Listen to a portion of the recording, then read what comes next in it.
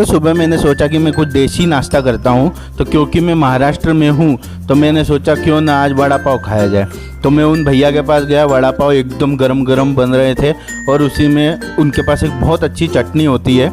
उस चटनी के लिए मैंने भैया को बोला तो भैया बोले कि मैं उसे पैक करके तो नहीं दे पाऊँगा, लेकिन हाँ मैं उसको पाव पे लगा के दे देता हूँ। सचमुच बहुत ही अच्छी लग रही थी, एकदम गरम गरम तीखी तीखी मिर्ची के साथ में गरम गरम वड़ा पाव, बहुत ही अच्छा लग रहा था। साथ ही में मैं लेके आया था खमन ढोकला भी, क्योंकि क्या होता है कि कुछ तीखा लगता है अपना वड़ा पाव, तो उसके साथ में थोड़ा सा मीठा बढ़िया सा खमन एकदम मस्त मिर्ची के साथ में। आप में से कितने लोग ऐसा नाश्ता करते हैं आप मुझे कमेंट करके बताइए और सब्सक्राइब कीजिए चैनल को।